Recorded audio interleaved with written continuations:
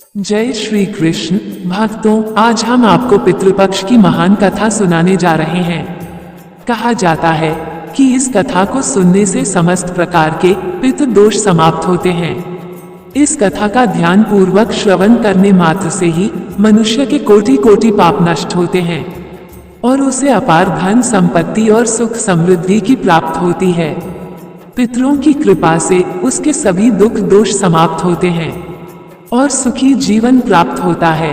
यह महान कथा भगवान श्री कृष्ण ने गरुड़ जी को सुनाई है।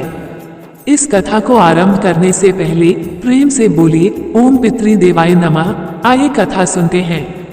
एक समय की बात है, पक्षी राज गरुड़ अपने मन में जिज्ञासा लिए भगवान श्री कृष्ण के पास आते हैं और उन्हें प्रणाम करते हुए कहते हैं, हे प्रभु, पितृपक्ष में पितरों की पूजा करने से कौन सा फल मिलता है?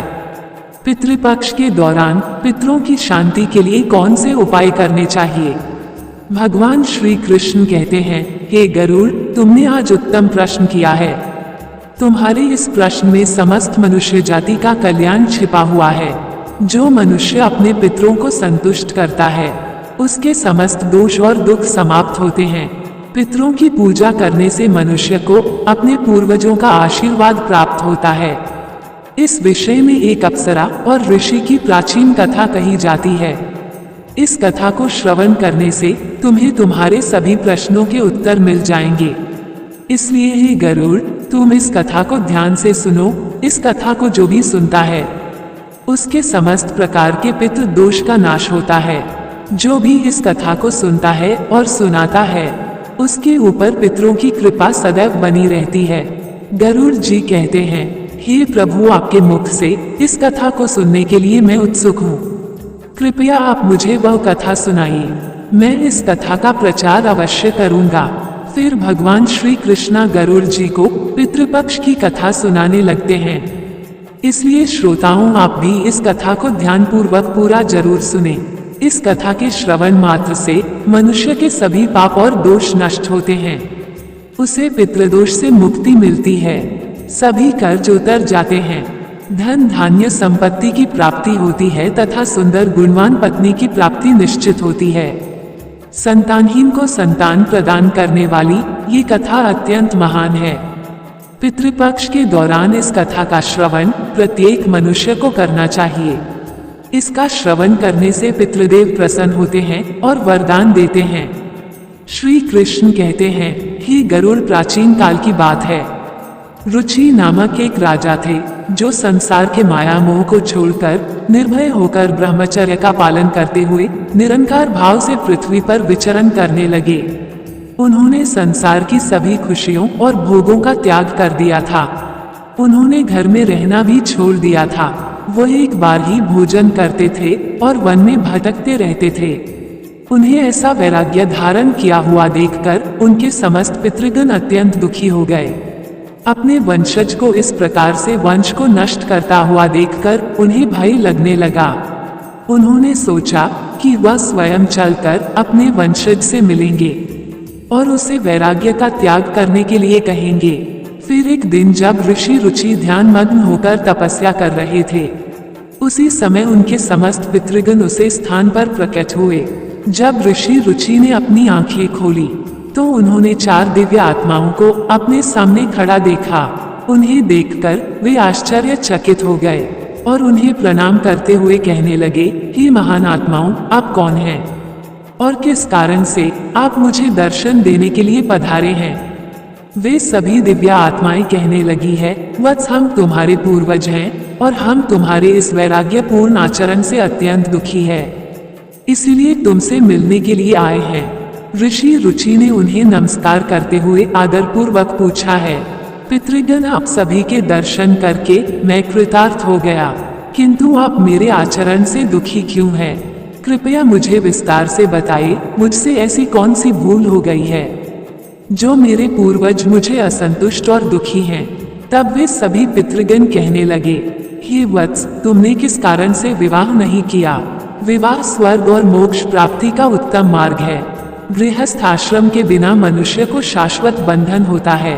गृहस्थ में रहकर मनुष्य देवताओं, पितरों, ऋषियों और याचकों की पूजा करके उत्तम लोकों को प्राप्त करता है। वह देवताओं को स्वाहा और पितरों को श्राद्ध शब्द के उच्चारण से तथा द्वार पर आए अतिथियों और याचकों को दान देकर संतुष्ट करता है। विवाह न करके, संतान को उत्पन्न न करके तुम देवरान तथा पितृजनों के ऋण से मुक्ति नहीं पा सकोगे। संसार में रहने वाले मनुष्य, ऋषि तथा अन्य प्राणियों के लिए भी तुम प्रतिदिन ऋणी ही हो रहे हो। संतान की उत्पत्ति के बिना तुम स्वर्ग को कैसे प्राप्त कर सकोगे? देव पूजा, पितर तर्पण तथा संन्यास ग्रहण किए बगैर तुम्हें स्वर्ग की प्राप्ति नहीं होगी। सभी पितर कहते हैं, हे पुत्र, यदि तुमने विवाह नहीं किया तो यह अन्याय केवल तुम्हें कष्ट ही देगा। ऐसा करने के बाद तुम्हें नरक की प्राप्ति होगी और अगले जन्म में भी कष्ट भोगोगे। फिर ऋषि रुचि ने अपने पितरों से कहा, हे पितरों, जीवन में विवाह करना अत्यंत दुखदायक है। इससे पाप का संग्रह होता है और अंत काल में यह अधोगति प्रदान करता है। इसी विचार से मैंने स्त्री के साथ विवाह नहीं किया है। स्त्री संग परिग्रह करने से मुक्ति नहीं मिलती। जो व्यक्ति अविवाहित रहकर प्रतिदिन विद्या ग्रहण करता है और ज्ञान के अमृत से अपनी आत्मा को निर्मल करता है, वो मेरे लिए श्रेष्ठ है। विद्वानों ने अनेक प्रकार के सांसारिक कर्मों का वर्णन किया है।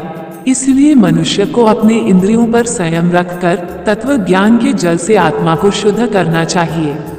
फिर पितरों ने कहा, इंद्रियों को वश में रखकर ज्ञान के द्वारा आत्मा को निर्मल करना चाहिए।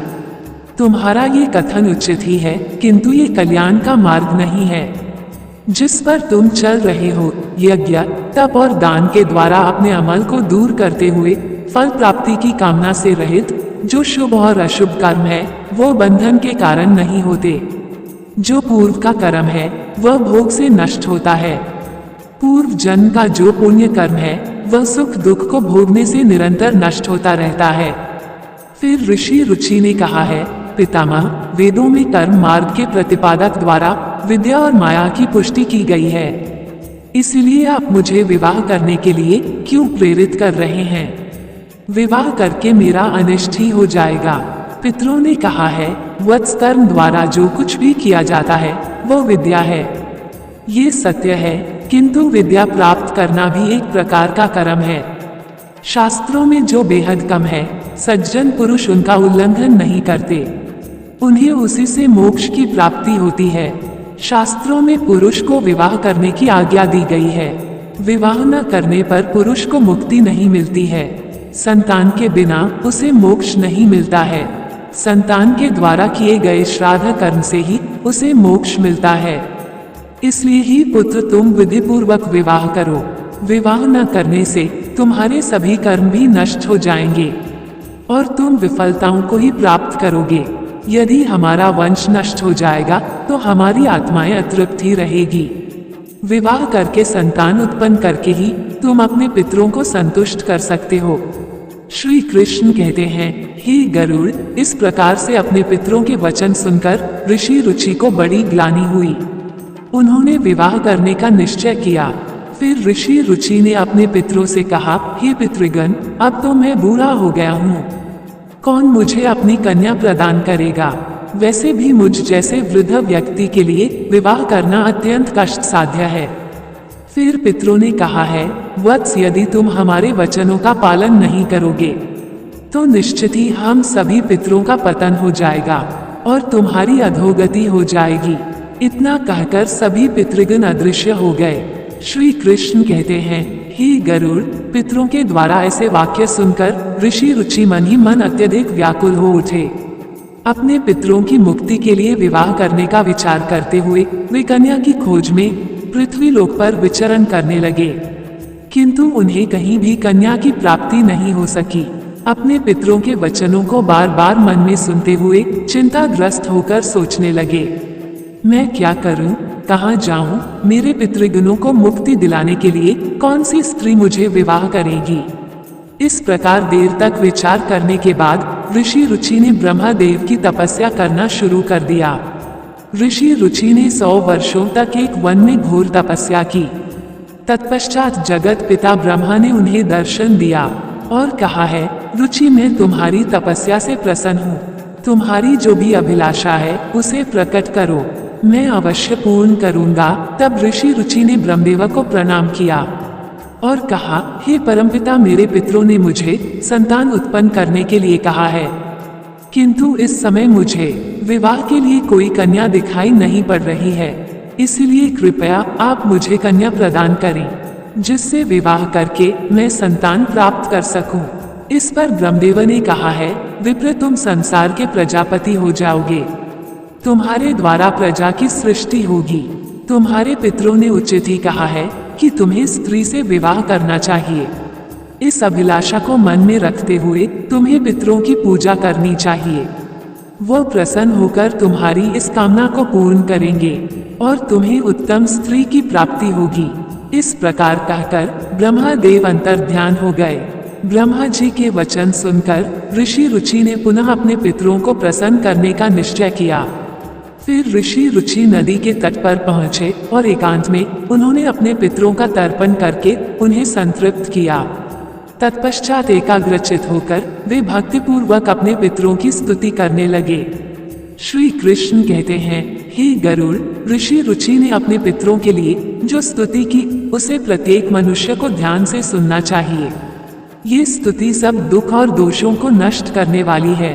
जो केवल एक बार इस स्तुति को सुनता है उसके अनेक पाप नष्ट होते हैं और उसे पितरों का आशीर्वाद प्राप्त होता है। इसलिए तुम इस स्तुति को ध्यान से सुनो, तभी यह कथा सुनने का फल तुम्हें प्राप्त होगा। महात्मा रुचि इस प्रकार स्तुति करने लगे।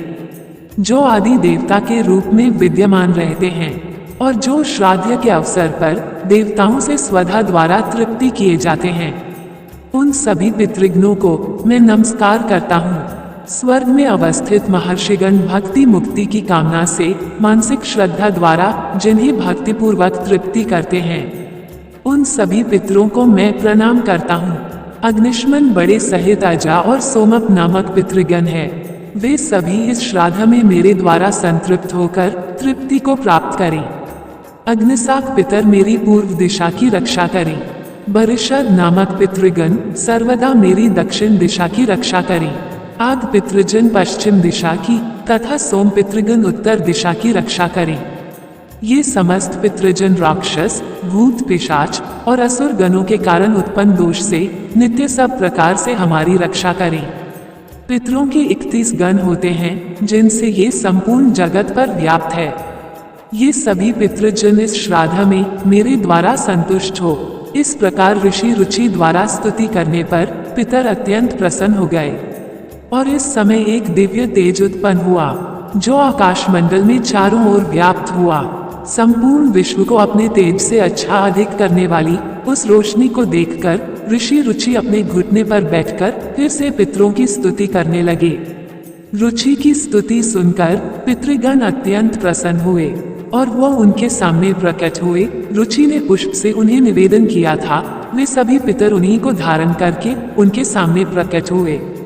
रुचि ने भक्तिपूर्वक हाथ जोड़कर अपने पितरों को प्रणाम किया और निवेदन किया। प्रसन्न होकर पितरों ने कहा है, पुत्र, तुम्हारी यह स्तुति से हम अत्यंत प्रसन्न हैं। इसलिए अब तुम्हारी जो भी कामना हो वो निसंकोच होकर कहो।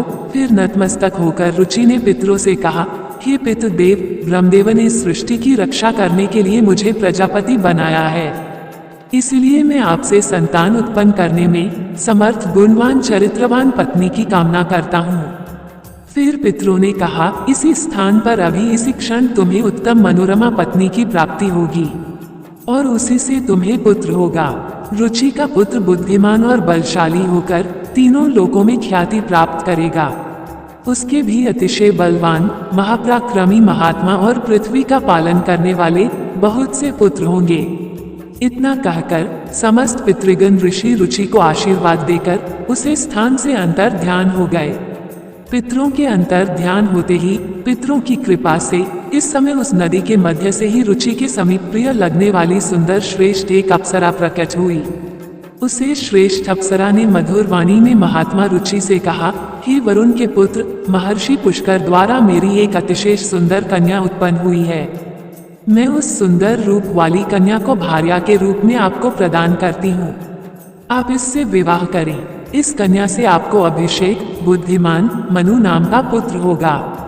फिर प्रजापति रुचि ने उसे अप्सरा कन्या से विवाह किया। श्री कृष्ण कहते हैं, हे गरुड़, इस प्रकार से ऋषि रुचि ने अपने पितरों को प्रसन्न करके विवाह के लिए कन्या प्राप्त की और अपने वंश को आगे बढ़ाया। कथा के अंत में भगवान श्री कृष्ण ने गरुड़ जी को पितरों को प्रसन्न करने के अनेक उपाय विस्तार से बताएं। यह उपाय मनुष्य के जीवन में पितृदोष को समाप्त करने और पितरों की कृपा प्राप्त करने के लिए अत्यंत आवश्यक माने जाते हैं। श्री कृष्ण ने गरुड़ जी से कहा कि पितरों को प्रसन्न करने के लिए कुछ विशेष अनुष्ठान, तर्पण और धार्मिक कार्यों का पालन करना आवश्यक होता है। आइए जानते हैं उन महत्वपूर्ण उपाय के बारे में। पितरों को प्रसन्न करने का सबसे पहले और मुख्य उपाय तर्पण है। तर्पण का अर्थ है जल अर्पण करना। पितृपक्ष के दौरान पवित्र जल को हाथ में लेकर पितरों का आह्वान करते हुए उन्हें जल अर्पण करना चाहिए। तर्पण में काले तिल, जल, दूध और कुश का उपयोग किया जाता है।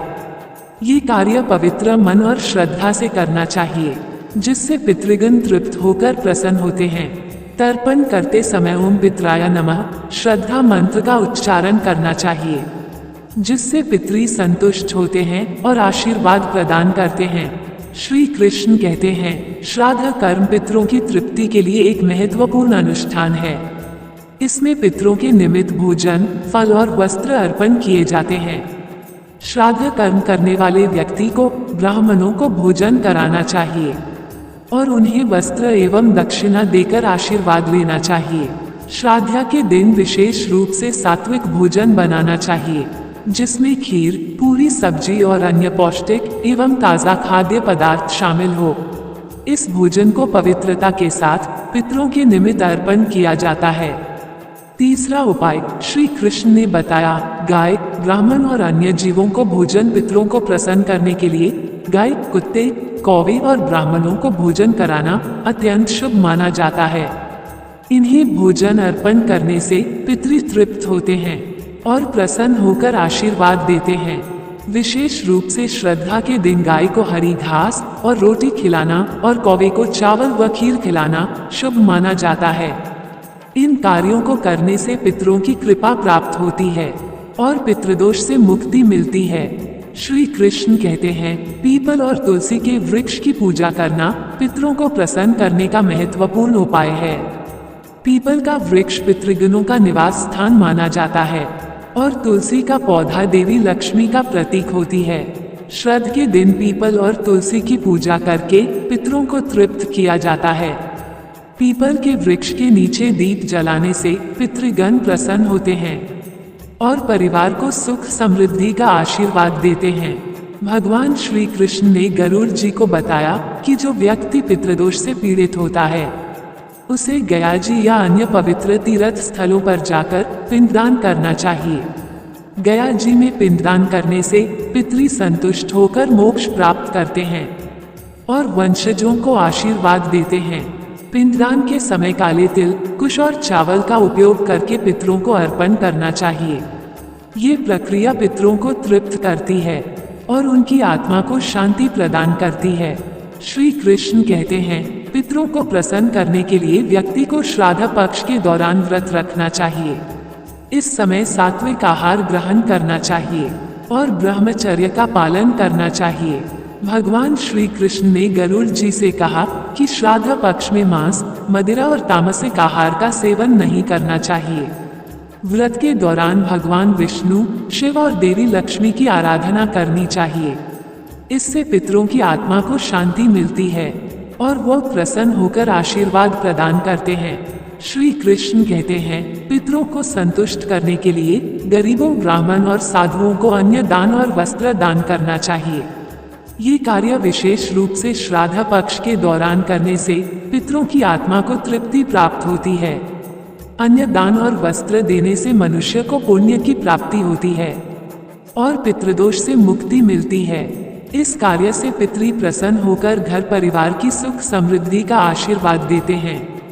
भगवान श्री कृष्ण ने बताया कि पवित्र नदियों, विशेषकर गंगा में स्नान करके पितरों के निमित्त जल अर्पण करना अत्यंत शुभ माना गया है।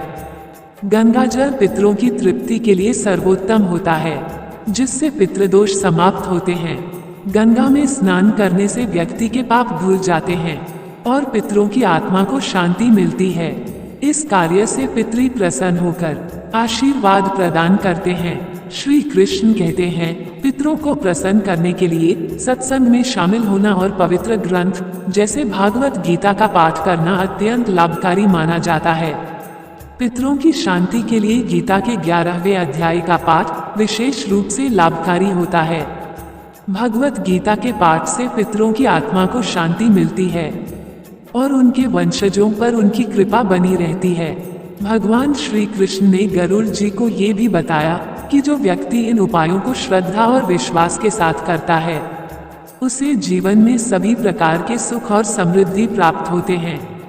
पितरों की कृपा से उसके समस्त दोष समाप्त होते हैं और परिवार में शांति बनी रहती है।